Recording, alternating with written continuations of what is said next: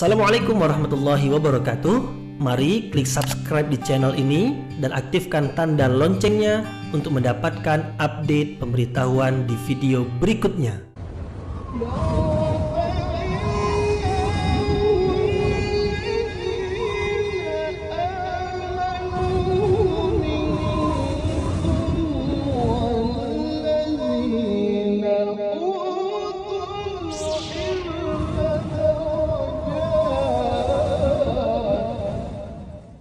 A'udzu billahi minasyaitonir rajim. Bismillahirrahmanirrahim. Assalamualaikum warahmatullahi wabarakatuh. Alhamdulillahi rabbil alamin wa bihi nasta'inu ala umurid dunya waddin. Nasta'inuhu wa nastaghfiruh wa na'udzu billahi min syururi anfusina wa min sayyiati a'malina. فمن يهده الله فلا مضل له ومن يضلل فلا هادي له أشهد أن لا إله إلا الله وحده لا شريك له وأشهد أن محمدا عبده ورسوله لا نبي بعده أما بعد. Kita bersyukur kepada Allah Subhanahu wa taala yang masih melimpahkan rahmat dan nikmat-Nya. Kita bersyukur dengan mengucapkan Alhamdulillahi Rabbil Alamin. Kemudian tidak lupa pula bersalawat kepada Rasulullah dengan mengucapkan Allahumma salli ala Sayyidina Muhammad wa ala ali Sayyidina Muhammad. Dan bersalam kepada Rasulullah dengan mengucapkan Assalamu alayka ya Rasulullah.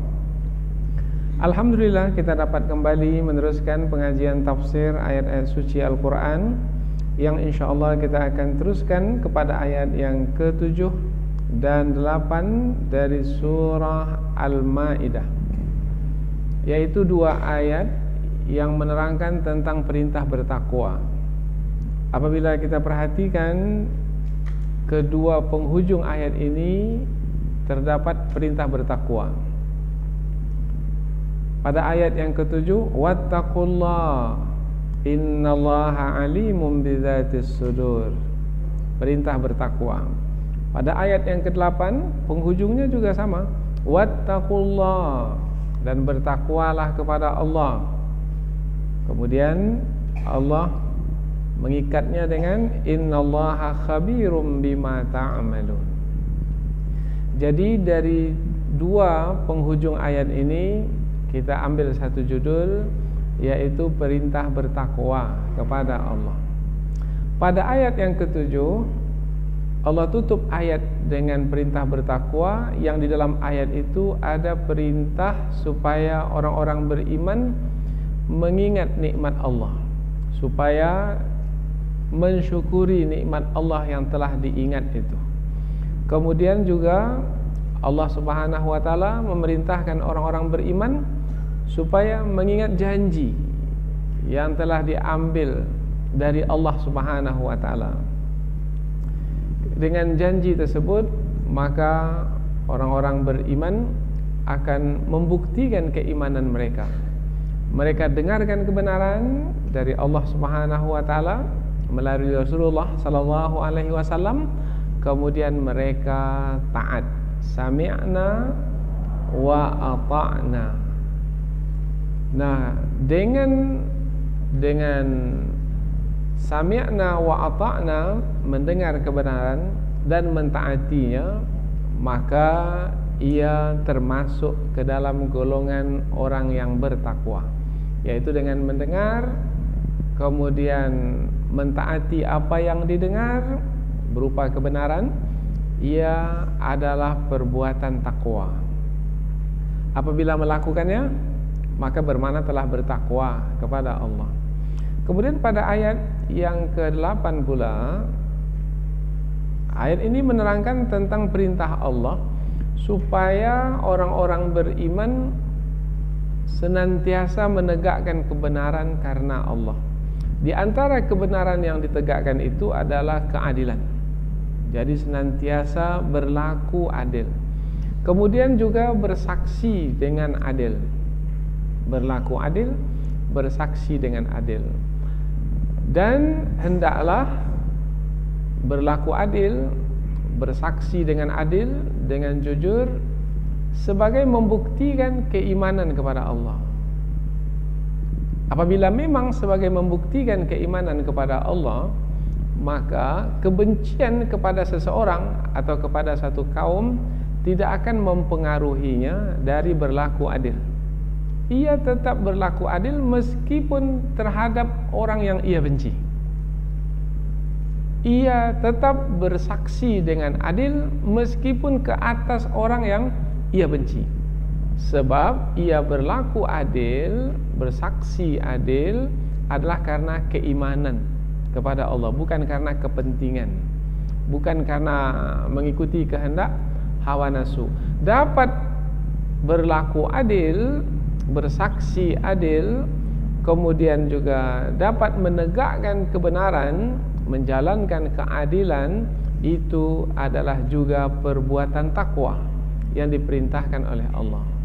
Jadi perbuatan-perbuatan takwa yang disebutkan dalam kedua ayat ini adalah mengingat nikmat Allah untuk mensyukurinya, kemudian menepati janji yang telah dibuat dengan Allah, yaitu telah mendengar kebenaran kemudian menjalankannya, kemudian juga berlaku adil, baik ketika menetapkan hukum berlaku adil, ataupun juga ketika bersaksi untuk menegakkan keadilan. Karena apabila bersaksi tidak adil, tidak jujur, maka tidak akan mungkin hakim itu bisa menetapkan keputusan dengan adil. Karena keputusan yang adil itu bergantung kepada saksi. Saksi jujur, maka nanti keadilan dapat ditegakkan. Tetapi kalau saksi sudah berdusta, maka keadilan tidak akan mungkin dapat ditegakkan. Jadi saksi itu adalah sebagai sebab untuk menegakkan keadilan. Sebab hakim itu tidak mengetahui perkara yang berlaku. Yang mengetahui perkara yang berlaku adalah saksi. Maka Allah Subhanahu wa taala melalui kedua ayat ini memasukkan perkara-perkara yang disebutkan tadi sebagai perbuatan-perbuatan takwa. Perbuatan takwa, perbuatan yang mulia sekali, yang akan diterima oleh orang yang bertakwa sebagai balasannya adalah berupa ganjaran, yaitu balasan kebaikan tidak hanya ketika di dunia ini saja, tetapi juga di akhirat nanti. Bermakna ia adalah bekal bagi orang-orang beriman. Maka dalam ayat yang lain Allah menyebut sebaik-baik bekal adalah takwa. Wa tazawwadu fa inna khairaz zadit taqwa. Berbekallah kamu, sebaik-baik bekal adalah takwa. Untuk hidup ini perlu bekal. Untuk hidup di dunia perlu bekal, bekalnya takwa. Untuk hidup di akhirat nanti pun juga perlu bekal, bekalnya adalah takwa. Bagaimana bertakwa kepada Allah di dalam ayat ini adalah dengan seperti yang kita sebutkan tadi, dengan banyak mengingat nikmat Allah sehingga dapat bersyukur, kemudian dengan menepati janji yang telah dibuat dengan Allah Subhanahu wa taala, kemudian dengan menegakkan kebenaran, kemudian dengan berlaku adil dan bersaksi adil, yang insya-Allah dengan perbuatan-perbuatan mulia tersebut kita akan dimasukkan ke dalam kelompok orang-orang yang bertakwa. Jadi dua ayat ini menerangkan tentang nilai yang ditekankan, yang ditegaskan di dalam Islam untuk membangunkan kemuliaan manusia sebagai makhluk yang mulia.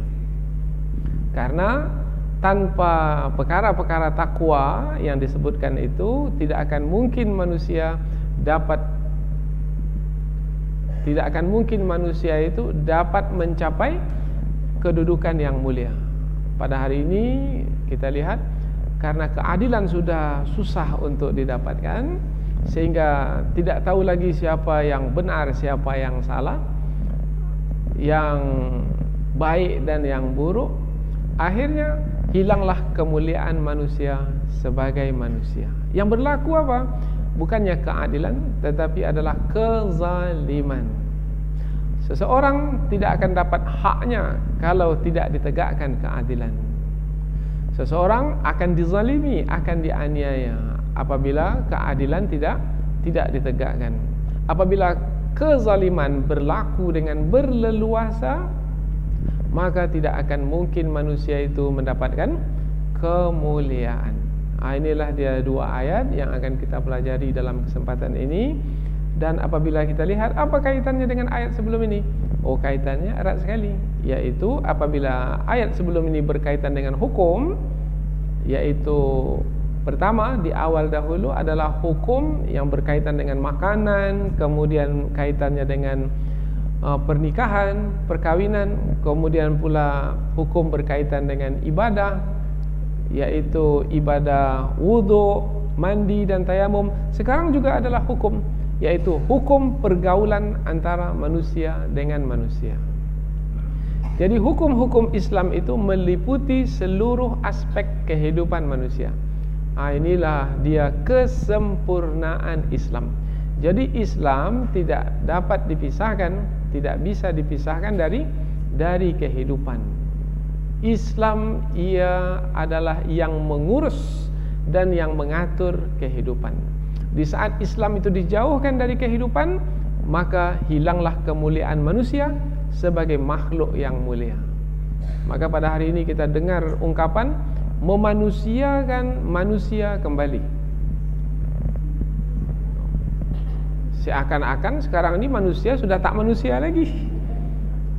Seperti binatang buas di dalam hutan. Siapa yang kuat menerkam yang lemah. Hilang kemanusiaan manusia yang manusiawi, yang sifatnya mengasihi, menyayangi, membantu, menolong, menghormati, melindungi dan lain sebagainya.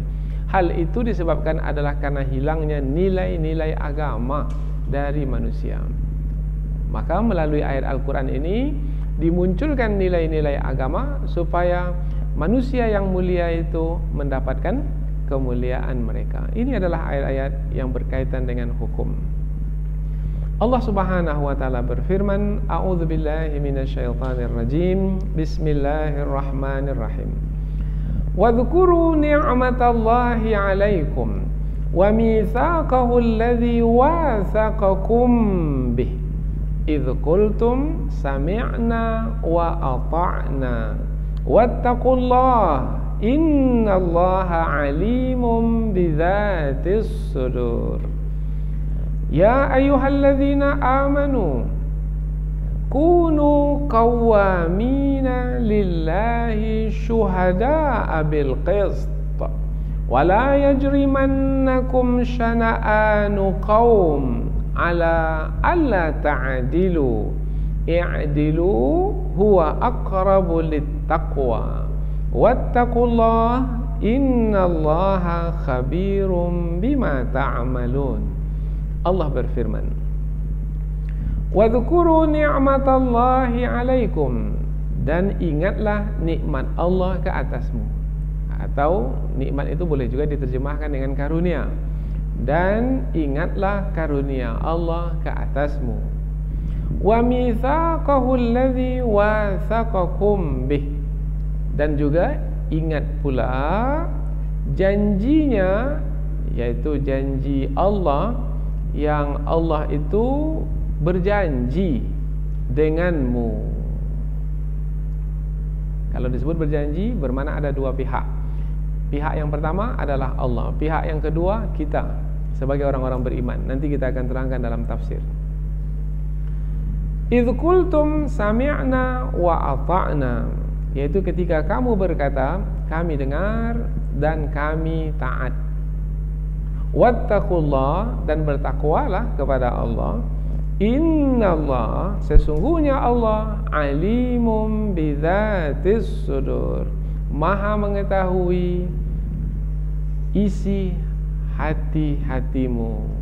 Atau sesungguhnya Allah maha mengetahui apa yang terdapat di dalam hatimu. Ya ayyuhalladzina amanu, wahai orang-orang beriman. Allah menyeru orang-orang beriman. Kunu qawwamina lillah, hendaklah kamu menjadi orang-orang yang menegakkan kebenaran karena Allah. Syuhada'a bil qist, dan juga hendaklah kamu menjadi orang-orang yang bersaksi dengan adil. Wala yajrimannakum, dan janganlah mendorong kamu atau membawa kamu kepada alla ta'dilu. Ini kita langsung bawa ke ujungnya, kemudian barulah perkataan syana'anu qaumin. Apabila kita mau menerjemahkannya untuk mudah difahami dalam bahasa kita. Tapi kalau kita menerjemahkannya secara harfiah, huruf per huruf, kata per kata, wala yajrimannakum, dan janganlah mendorong kamu syana'anu qaumin, kebencian kepada sesuatu kaum, ala alla ta'dilu, agar kamu supaya kamu tidak berlaku adil. Jangan sampai kebencian kamu kepada satu kaum mendorong kamu untuk tidak berlaku adil. Jangan sampai kebencian kamu kepada satu kaum mendorong kamu untuk tidak berlaku adil. Ini katanya sudah kita susun. I'dilu, berlaku adillah. Huwa aqrabu littaqwa. Perbuatan adil itu atau berlaku adil itu adalah lebih dekat kepada ketakwaan. Wattaqullah, dan bertakwalah kepada Allah. Innallaha khabirum bima ta'malun. Sesungguhnya Allah Maha mengetahui terhadap apa-apa yang kamu lakukan. Kita ulang dari awal ayat, kemudian kita akan berikan satu muqaddimah sebelum kita pindah ke tafsir ayat.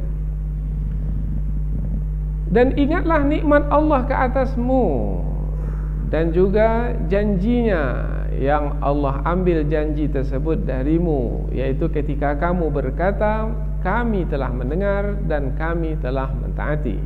Dan bertakwalah kepada Allah, sesungguhnya Allah Maha mengetahui apa yang ada di dalam hati. Wahai orang-orang beriman, jadilah kamu orang-orang yang menegakkan kebenaran karena Allah, dan juga bersaksi dengan adil. Dan janganlah kebencian kamu kepada satu kaum mendorong kamu untuk tidak berlaku adil. Berlaku adillah, sesungguhnya perbuatan berlaku adil itu adalah lebih dekat kepada takwa. Dan bertakwalah kepada Allah, sesungguhnya Allah Maha mengetahui apa-apa yang kamu lakukan. Ini sudah kita susun sedemikian rupa, lebih mudah untuk difahami, yaitu dua ayat ini menerangkan tentang perintah bertakwa. Kemudian disebutkan apa saja perbuatan bertakwa, perbuatan takwa itu. Karena perbuatan takwa ini banyak. Karena kata takwa itu kata umum. Apa saja perintah Allah yang kita lakukan itu adalah perbuatan takwa. Apa saja larangan Allah yang kita tinggalkan, itu adalah perbuatan takwa. Jadi sangat umum sekali kata takwa itu. Di dalam ayat ini diterangkan di antara perbuatan takwa itu adalah mengingat nikmat Allah untuk tujuan bersyukur, kemudian menepati janji dengan Allah, itu adalah juga perbuatan takwa, kemudian menegakkan kebenaran yang telah kita terima dari Allah Subhanahu wa taala melalui Rasulullah sallallahu alaihi wasallam, yaitu melalui ayat Al-Qur'an ataupun melalui hadis Rasulullah. Kita sudah mengetahui kebenaran, kemudian kita tegakkan kebenaran, kita perjuangkan kebenaran, meskipun kita berkorban apa saja demi menegakkan kebenaran. Itu adalah perbuatan takwa.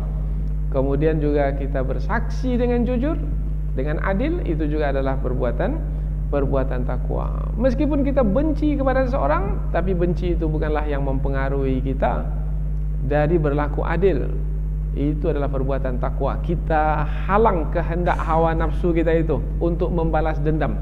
Karena biasanya kalau seseorang yang akan kita tetapkan hukum ke atasnya adalah orang yang kita benci, biasanya ini peluang ini untuk balas dendam ini. Tapi kita halang kehendak hawa nafsu. Menghalang kehendak hawa nafsu itu adalah juga perbuatan takwa. Tinggal lagi sekarang ini, apa makna takwa itu? Kita berikan satu mukaddimah supaya ketika membahaskan ayat ini terasa lebih mudah nanti untuk memakaikannya dalam kehidupan sehari-hari. Karena selalu perkataan takwa ini disebut Mudah-mudahan kita ini adalah orang-orang yang bertakwa. Sebelum khutbah itu disampaikan, terlebih dahulu khatib mengatakan, aku berpesan untuk kamu dan untuk diriku sendiri supaya bertakwa kepada Allah.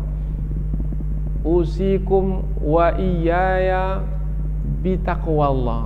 Aku berwasiat kepadamu dan juga kepada diriku sendiri untuk bertakwa kepada Allah. Apa makna takwa?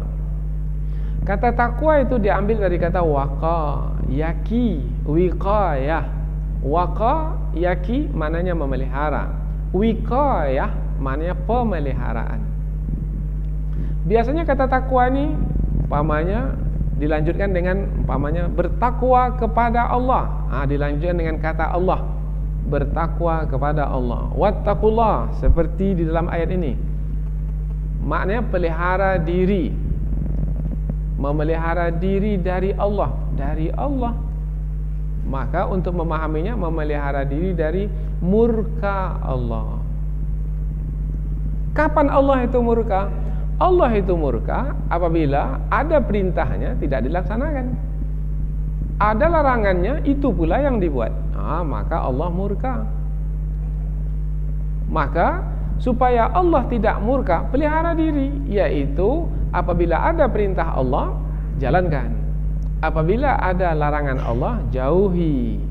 Nah, menjalankan perintah Allah bermakna kita telah membuat suatu pemeliharaan antara diri kita dengan murka Allah. Kita buat suatu pemeliharaan antara diri kita dengan murka Allah. Baik, supaya lebih mudah lagi, kita beri contoh yang zahir, yang nampak. Umpamanya kita pada masa dahulu, kalau kita berperang, kita dengan musuh itu berperang langsung, yaitu dengan pedang. Pedang dengan pedang, bermakna pedang ini akan menebas leher kita. Pedang musuh akan menebas leher kita, pedang kita akan menebas leher musuh. Kemudian ada yang digunakan untuk penghalang, sehingga dengan penghalang tersebut terpeliharalah diri kita ini dari pedang musuh itu. Apa namanya pemelihara tersebut? Tameng, perisai. Perisai itu disebut wiqayah, yang memelihara kita. Nah, dengan adanya perisai ini terpeliharalah kita dari pedang musuh. Dengan perisai tersebut, pemeliharaan dengan menggunakan tameng, dengan menggunakan perisai. Kita pula kalau mau memelihara diri kita dari murka Allah, maka pemeliharaan diri kita itu adalah dengan melakukan perbuatan yang kita lakukan. Itulah seperti tameng yang ada pada tubuh seseorang sehingga terpelihara dari pedang. Nah, perbuatan-perbuatan takwa yang kita lakukan itu adalah perbuatan-perbuatan yang memelihara diri kita dari murka Allah. Sebab apabila Allah murka, Allah akan berikan azab. Nah, apabila kita ada perbuatan takwa, maka Allah tidak akan mengazab kita. Karena perbuatan takwa itu yang menghalang diri kita dari mendapat azab. Andaikan seseorang tidak punya perbuatan takwa, tak ada perbuatan takwa yang dilakukan, bermakna dia tak punya tameng, tak punya perisai. Lalu Allah pun mengazabnya dan ia pun kena azab Allah. Ia mendapat azab Allah. Nanti ketika kita jumpa pula ayat wattaqun nar, maka bertakwalah kamu kepada api neraka. Apa pula maknanya ini? Karena dalam ayat ini mudah kita memahaminya, dan bertakwalah kepada Allah. Tetapi dalam ayat yang lain wattaqun nar, peliharalah, wattaqun nar, bertakwalah kamu dari api neraka. Maknanya lakukanlah perbuatan yang perbuatan tersebut akan memeliharamu dari api neraka. Jadi perbuatan takwa adalah perbuatan yang akan memelihara diri seseorang dari murka Allah atau yang akan memelihara diri seseorang dari azab api neraka. Jadi apabila Allah itu adalah yang mengazab orang yang melakukan kesalahan atau kemaksiatan, Allah itu adalah Allah yang membalas. Kalau baik dibalas baik, kalau buruk dibalas buruk. Faman ya'mal mithqala dzarratin khairan yara wa man ya'mal mithqala dzarratin syarran yara. Maka hendaklah kita berusaha untuk mendapatkan pemeliharaan diri dari balasan buruk yang akan kita terima dari sisi Allah, disebabkan karena perbuatan kita. Bagaimana caranya? Caranya adalah dengan perbuatan takwa. Jadi perbuatan pemeliharaan diri dari murka Allah, dari pembalasan Allah. Karena Allah juga disebut sebagai syadidul iqab, yaitu yang amat dahsyat iqabnya, azabnya, pembalasannya. Dzuntiqam, yaitu yang membalas. Kalau manusia itu melakukan kejahatan, maka Allah membalas. Apabila kejahatan dilakukan kejahatan yang besar, maka balasan yang Allah berikan balasan yang besar pula. Kita tak mau dibalas dengan balasan yang buruk. Untuk tidak dibalas dengan balasan yang buruk, sebab Allah Maha Pembalas. Apabila tak mau dibalas dengan balasan yang buruk, maka dapatkanlah pemeliharaan sehingga tidak mendapatkan balasan yang buruk dari Allah. Berupa apa pemeliharaan diri itu? Berupa perbuatan takwa. Karena makna takwa itu maknanya adalah pemeliharaan diri. Apabila sudah memahami makna takwa adalah pemeliharaan diri, maka mudah bagi kita untuk memahami ayat ini. Umpamanya awal ayat, wadhkuru ni'matallah alaikum, dan ingatlah nikmat Allah ke atasmu. Mengingat nikmat Allah. Nikmat Allah ke atas kita, nikmat disebut nikmat apabila nikmat tersebut yang kita nikmati, maka ia disebut nikmat. Umpamanya kita punya mata. Mata ini adalah nikmat Allah Subhanahu wa taala. Dengan mata ini maka kita dapat melihat. Nikmat sekali. Ini nikmat mata, yaitu dapat melihat. Ada orang minta maaf, orang itu buta. Orang yang buta tak dapat melihat. Sama saja bagi dia, siang ataupun malam, maka dia tidak dapat menikmati pemandangan apa-apa. Tidak dapat menikmati. Maka dengan menyebut mata ini sebagai nikmat Allah, dan satu lagi, sebenarnya ada dua nikmat di mata ini. Satu, mata itu sendiri sebagai nikmat. Satu lagi, kuasa yang ada pada mata itu, yaitu mata ini melihat itu maknanya menangkap bentuk atau menangkap barang, benda, ditangkap dengan mata. Menangkap, ada kuasa menangkap. Karena ada orang punya mata, terbuka juga matanya itu, tetapi tidak punya kuasa menangkap. Maka kalau disebut mata, ada dua nikmat Allah. Pertama, mata itu sendiri sebagai organ tubuh yang Allah berikan kepada kita, dan satu lagi kuasa yang ada pada mata. Matanya baik, kuasanya sempurna. Nikmat sekali. Siapa yang memberikan mata kepada kita? Allah. Siapa yang memberikan kuasa pada mata sehingga kita dapat melihat? Allah. Kemudian kita pun bersyukur. Jadi mengingat nikmat Allah membawa kita kepada bersyukur kepada Allah. Berapa harga mata ini?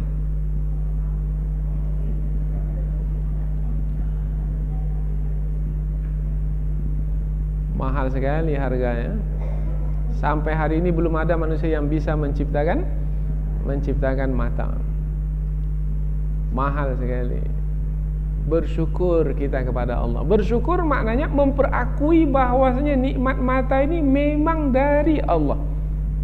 Selain Allah tidak bisa memberikan nikmat ini. Maka kita pun memperakui, alhamdulillah, segala puji bagimu ya Allah. Engkau yang patut dipuji karena engkaulah yang memberikan nikmat mata ini kepadaku, nikmat kuasa yang ada pada mata ini kepadaku.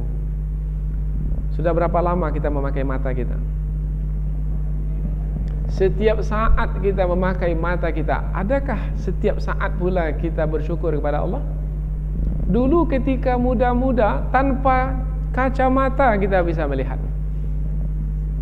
Tetapi sekarang ini, Allahu Akbar, tak ada kacamata, nampak muka orang sama saja semua. Dengan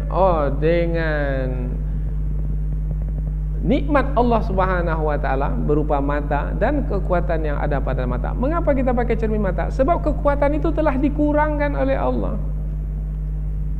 Telah ditarik oleh Allah. Kalau Allah berikan kembali kekuatan memandang itu seperti pada waktu muda dahulu, maka kita akan tanggalkan kacamata itu. Maka orang yang pakai kacamata ini mesti menjadikannya sebagai peringatan bahwasanya Allah telah menarik sebahagian dari nikmat yang telah pernah diberikan. Tak mau bersyukur, Allah akan tarik lagi lebih banyak dari itu. Ini bukan untuk menakut-nakuti, bukan. Apa sebab? Sebab Allah sendiri menyebut dalam Al-Quran, kalau kamu mau bersyukur, ku tambah. Tapi kalau kamu kufur, tak mau bersyukur, sesungguhnya azabku amatlah pedih. Wa idz ta'adzana rabbukum la in syakartum la azidannakum wa la in kafartum inna azabi lasyadid. Ayat ini populer sekali. Ramai di antara kita tahu ayat ini. Cuma ketika mengamalkannya dalam kehidupan sehari-hari, yaitu ingat tidak nikmat Allah, kemudian dengan ingat itu kita bersyukur. Kalau kita ingat, bermakna kita sudah menepati perintah Allah dalam ayat ini. Wadhkuru, ingat. Mengapa tidak disebut ni washkuru nikmat Allah? Tetapi wadhkuru, ingat, sebab ingat itu adalah sebagai sebab untuk kita bersyukur kepada Allah. Ingatlah nikmat Allah ke atasmu, yang dengan mengingat nikmat Allah kemudian kita bersyukur kepada Allah. Nah, bersyukur kepada Allah itu adalah perbuatan takwa. Perbuatan syukur, perbuatan takwa itulah yang akan mendinding kita dari azab Allah, sehingga terpeliharalah kita dari murka Allah. Tak bersyukur, azab Allah menanti, maka nikmat akan dicabut. Kalau nikmat dicabut, bermakna kita akan sengsara. Karena yang membuat kita senang hidup ini adalah nikmat Allah. Seperti contohnya mata tadilah. Datang ke majlis ini, lupa membawa kacamata, kemudian dapatkan risalah. Ada gunanya risalah yang didapatkan itu? Tak ada gunanya. Nampak huruf A saja semua. Apa sebab matanya itu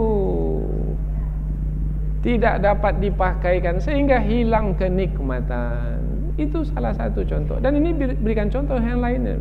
Dapat diberikan contoh-contoh yang lainnya. Dan pandai kita lah untuk mencari contoh sendiri. Telinga yang mendengar, mulut yang berbicara, akal yang berfikir, hati yang merasa, tangan yang menggapai, kaki yang melangkah. Oh, banyak sekali. Mau menyebut nikmat Allah, tak akan tersebutkan. Wa in ta'uddu ni'matallahi la tuhsuha. Kalau kamu coba untuk menghitung nikmat Allah, kamu tidak akan mampu menghitungnya.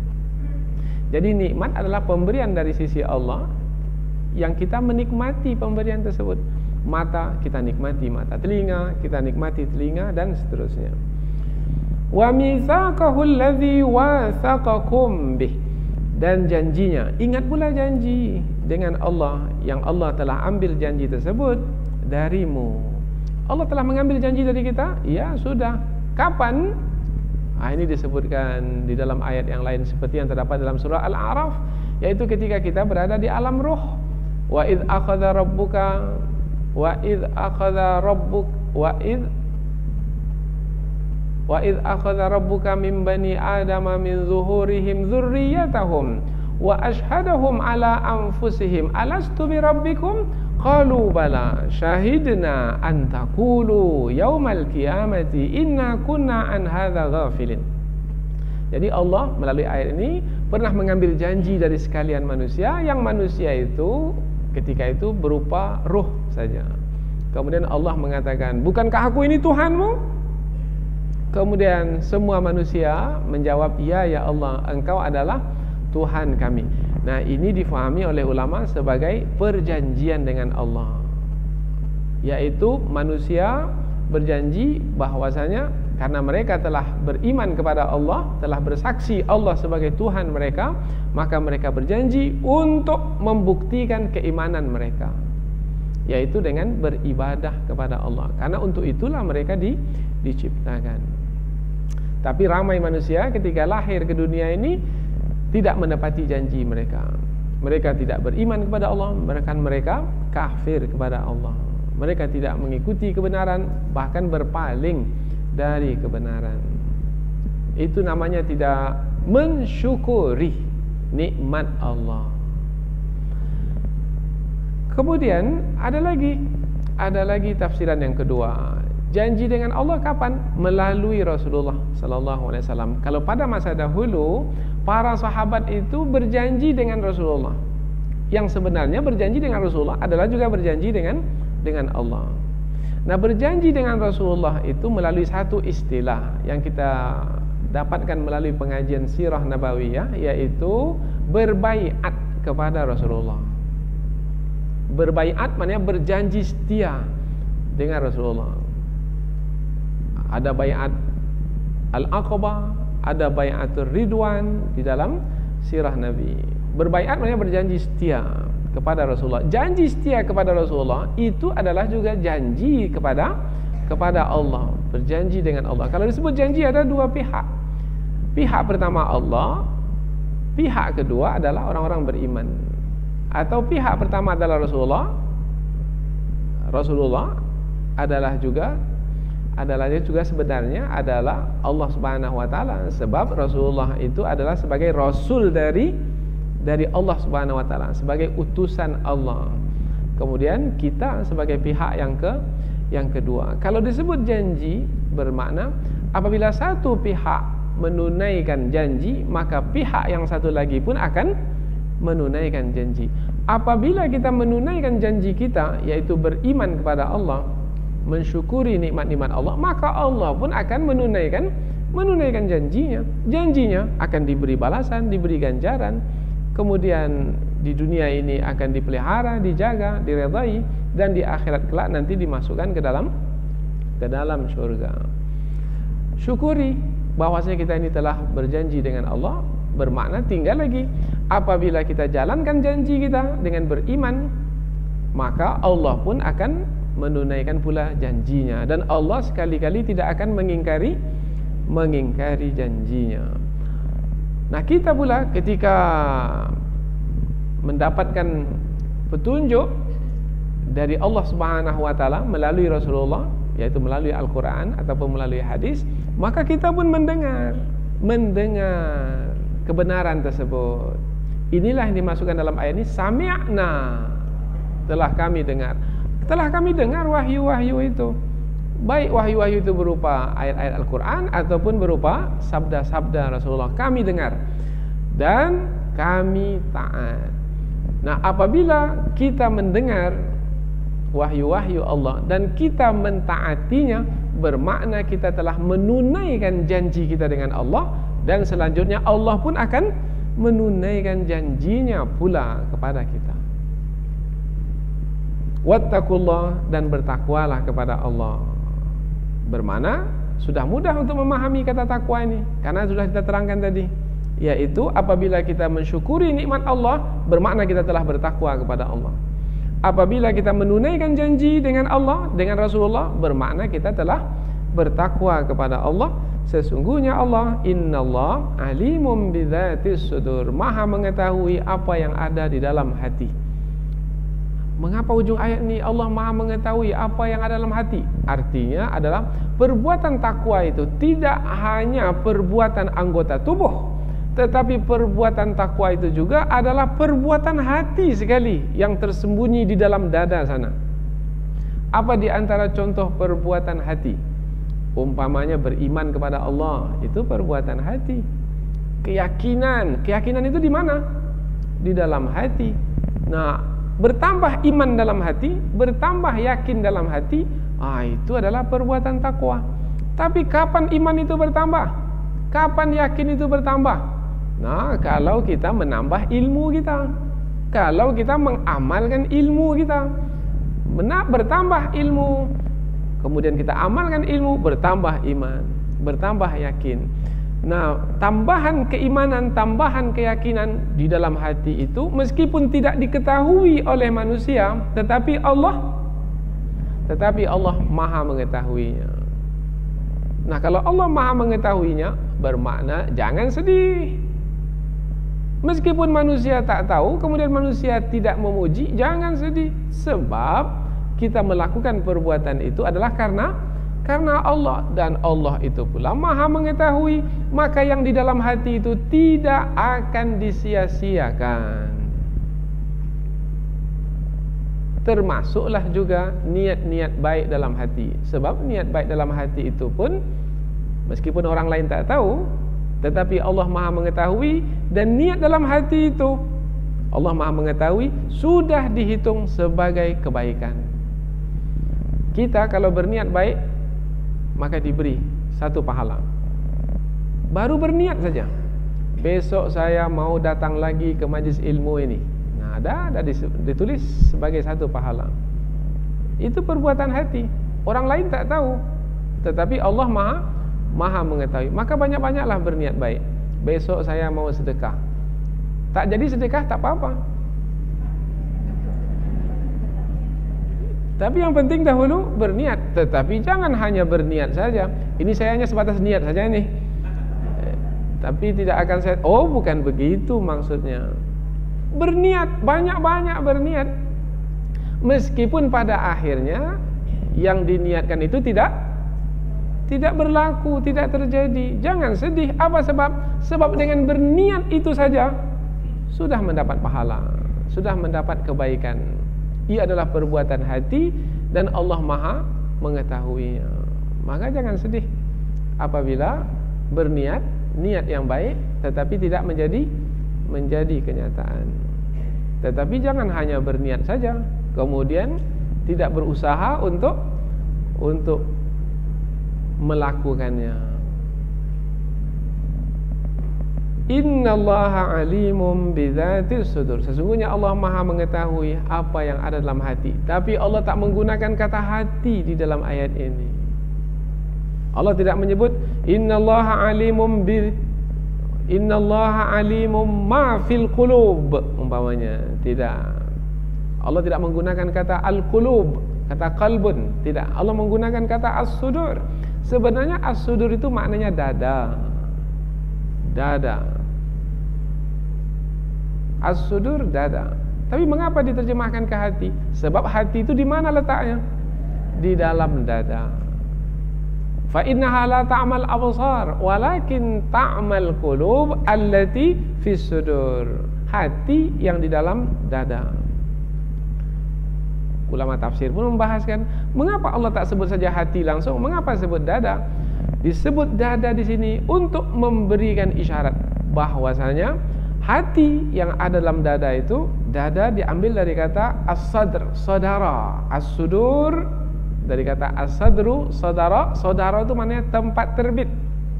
Tempat terbit. Mengapa digunakan kata as-sudur, dada, sebagai yang mewakili hati, untuk memberikan penjelasan bahwasanya hati itu adalah tempat terbitnya perbuatan. Kita ini melakukan perbuatan awalnya adalah dari hati. Kalau hati sudah mengatakan saya mau ke majelis ilmu, maka melangkahlah kaki itu ke sini. Tapi kalau hati itu menyatakan saya di rumah saja, akan melangkah kaki ke sini? Tidak. Jadi tempat terbitnya perbuatan-perbuatan, kaki yang melangkah, tangan yang menggapai, mulut yang berbicara, asalnya adalah dari hati, terbit dari hati. Maka kalau hati baik, baiklah perbuatan manusia. Kalau hati buruk, buruklah perbuatan manusia. Maka jagalah hati. Karena hati itu adalah sepotong daging. Kalau ia baik, baiklah seluruh tubuh. Kalau ia rusak, rusaklah seluruh tubuh. Ini disebutkan dalam hadis Nabi. Ala inna fil jasadi mudghah, fa in saluhat saluha sairu amali, wa in fasadat fasada sairu amali. Ala wahiyal qalbu, hati. Jadi disebut di sini kata dada, padahal yang dimaksud adalah hati, karena dada itu maknanya tempat terbit. Untuk menerangkan hati itu adalah tempat terbit, maka Allah Subhanahu wa taala ingin kita menjaga hati kita. Pastikan niat-niat dalam hati itu niat-niat yang baik, dan Allah Maha mengetahuinya. Ia akan menjadi perbuatan takwa yang akan memelihara kita dari murka Allah Subhanahu wa taala. Ayat berikutnya, ya ayyuhalladzina amanu, wahai orang-orang beriman. Ini sudah kita terangkan dalam ayat sebelum ini. Wahai orang-orang beriman, dengan iman yang ada padamu, maka tangkaplah perintahku ini sebagai suatu kewajiban untuk kamu jalankan. Yaitu perintah yang kusampaikan adalah kunu, jadilah kamu qawwamina lillah, orang-orang yang bersungguh-sungguh di dalam menegakkan kebenaran karena Allah. Bersungguh-sungguh menegakkan kebenaran, perkataan qawwamin. Ini sudah kita terangkan dahulu dalam surah An-Nisa. Kata qawwamin ini, qawwamun, ini adalah bentuk jamak dari qawwam. Qawwam itu sebenarnya adalah kata qaim asalnya. Qaim yang menegakkan. Kemudian jadi qawwam itu adalah bersangatan, mubalaghah, maknanya sangat-sangat menegakkan. Itu maknanya qawwam. Qawwamin benar bentuk jamak, sangat-sangat menegakkan kebenaran atau bersungguh-sungguh menegakkan kebenaran. Umpamanya ni qawwamina, kalau di sini menegakkan kebenaran, meskipun dengan mempertaruhkan harta, dia tegakkan kebenaran. Meskipun dengan mempertaruhkan nyawa, dia tegakkan kebenaran. Ini namanya qawwamin. Qawwam ala sighati fa'al. Kalau belajar bahasa Arab, kalau ada bentuknya itu fa'al, itu maknanya bersangatan. Qawwam. Apalagi umpamanya? Umpamanya lagi fakkar. Mufakkir, orang yang berfikir. Tapi kalau fakkar, orang yang sangat-sangat berfikir. Ini sudah masuk ke dalam bahasa Indonesia. Pakar. Wah, ini pakar ini. Ini pakar mata, ini pakar telinga. Sebenarnya fakkar, yaitu yang banyak-banyak berfikir tentang mata, sehingga dia spesialis dalam mata. Fakkar. Ini bahasa Arab. Kalau yang biasa itu, dia tahu juga tentang mata, tapi dia tidak banyak membahas tentang mata ini. Maka dia dokter biasa namanya, bukan dokter pakar namanya. Yang dokter pakar itu, dia banyak berfikir tentang mata ini, sampai ke perkara-perkara yang kecil tersembunyi pun dia tahu, karena dia fakkar, pakar. Kalau alim itu dia berilmu. Tapi kalau alam, itu sangat-sangat berilmu. Ini orangnya alim, itu bermakna berilmu biasa. Tapi kalau alamah, itu orang yang sangat-sangat berilmu.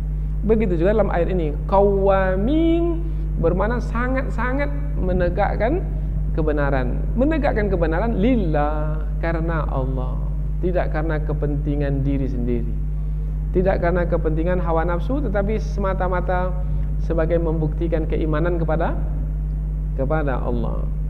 Syuhada abil qis juga menjadi saksi-saksi dengan adil. Sudah kita terangkan sebelum ini makna saksi. Saksi maknanya menyampaikan apa yang dia ketahui.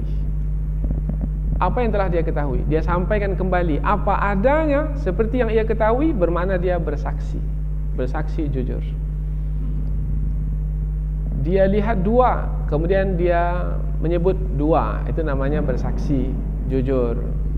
Dia lihat dua tapi dia sebut satu, bermakna dia tidak memberitahu apa yang dia ketahui, bermakna dia berdusta, berbohong. Itu namanya bukan saksi. Dua sebut dua, satu disebut satu. Dia telah buat, katakan dia telah buat. Dia tak buat, sebut dia tak buat. Maka dengan beritahukan kembali apa yang diketahui, apa adanya, jujur, bermakna telah bersaksi dengan adil. Bagaimana? Apakah kamu melihatnya sendiri dengan mata kepalamu? Ya, wahai yang arif, saya melihatnya sendiri dengan mata kepala saya sendiri. Di sini tempatnya, pada jam ini, dan dia bersama dengan si fulan itu, bajunya warna itu. Dia sampaikan seperti yang dia ketahui. Maka dengan demikian dia telah bersaksi dengan adil. Maka hakim pun tahu, kalau begitu orang ini adalah orang yang telah melakukan kesalahan. Ini saksi telah memberitahukan tentang perkara yang sebenarnya. Nah, orang yang seperti ini adalah orang yang telah melakukan perbuatan takwa. Apa makna perbuatan takwa tadi? Jangan lupa mukaddimah kita, yaitu perbuatan yang akan memelihara seseorang dari murka Allah, yang akan memelihara seseorang dari azab api neraka. Perbuatan takwa itulah yang akan menghalanginya, yang akan mendindingnya, yang akan menghalangnya dari murka Allah, dari azab Allah, dari neraka Allah. Ayat berikutnya, wala yajrimannakum syana'anu qaumin ala alla ta'dilu, dan janganlah mendorong kamu kebencian sesuatu kaum itu. Jadi kebencian sesuatu kaum itu janganlah yang mendorong kamu untuk tidak berlaku adil. Sudah kita terangkan tadi, kebencian kepada satu kaum. Kalau kita benci kepada seseorang, kemudian orang itu mendapat keburukan, bagaimana? Senang hati kita atau tidak?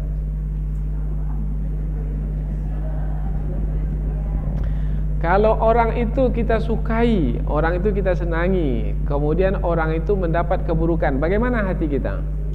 Sedih. Kalau orang itu kita benci, kemudian dia mendapat keburukan, bagaimana hati kita?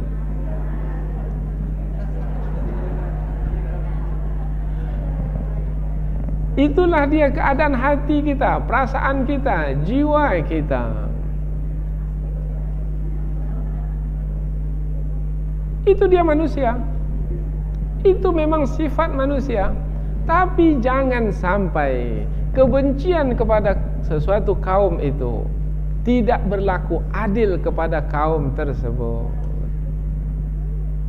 Jadi halang keinginan hati itu untuk membalas dendam kepada orang yang dibenci. Kalau membalas dendam karena benci kepada orang tersebut, bermakna sudah tidak lagi berlaku adil, bermakna tidak dapat melakukan perbuatan takwa, tidak dapat mewujudkan perbuatan takwa, berarti tidak ada penghalang antara dirinya dengan murka Allah, dengan azab Allah. Tidak ada penghalang antara dirinya dengan api neraka. Jadi jangan hanya karena duniawi itu, yang sifatnya di dunia itu saja, membuat kita nanti sengsara di akhirat yang abadi. I'dilu, berlaku adillah, huwa aqrabu littaqwa, dia adalah lebih dekat kepada ketakwaan. Apa makna lebih dekat kepada ketakwaan? Maknanya lebih dekat kepada kesempurnaan takwa. Karena untuk dapat berlaku adil kepada orang yang dibenci, itu susah sekali. Tak semua orang bisa buat, tak semua orang bisa melakukannya. Tapi dapat melakukannya, itu adalah lebih dekat kepada ketakwaan yang sempurna. Nah, itu makna aqrabu littaqwa. Wattaqullah, bertakwalah kepada Allah, sudah kita fahami tadi. Innallaha khabirum bima ta'malun, sesungguhnya Allah Maha mengetahui apa yang kamu lakukan. Kalau disebut Allah Maha mengetahui, bermakna Allah akan membalas. Karena makna mengetahui itu adalah membalas. Sebab ketika Allah Maha mengetahui, Allah tulis. Melalui perantaran malaikat Allah tulis. Kemudian tidak akan disia-siakan, yang ditulis itu akan dibalas kembali. Kalau Allah umpamanya disebut Maha mengetahui di sini dengan khabir, khabir ini beda dengan alim. Kalau tadi di atas alim, Maha mengetahui, sekarang pula khabir dari kata khabar, akan dikhabarkan kembali apa yang Allah ketahui, yaitu dengan ganjaran dan balasan. Umpamanya seseorang itu wajahnya putih berseri nanti di hari akhirat, maka Allah kabarkan kepadanya, wajahmu yang putih berseri ini, wahai hambaku, adalah karena kamu dahulu berlaku adil ketika di dunia. Jadi Allah kabarkan kepadanya, oh ini dia, Allah beritahukan kepada saya kembali sekarang ini, karena sifat adil saya dahulu di dunia, maka Allah putih berserikan wajah saya ini. Allah khabir, innallaha khabirum bima ta'malun. Jadi apa yang akan kita terima nanti bergantung kepada apa yang kita buat hari ini. Buat perbuatan baik, perbuatan takwa, maka akan terpeliharalah dari murka Allah Subhanahu wa taala. Maka dua ayat ini sepatutnya menjadi pengajaran bagi kita semua untuk memastikan diri kita ini adalah orang-orang yang melakukan perbuatan takwa. Mudah-mudahan ada manfaatnya insyaallah. Subhanakallahumma wa bihamdika asyhadu an la ilaha illa anta wa astaghfiruka wa atubu ilaik. Wassalamualaikum warahmatullahi wabarakatuh.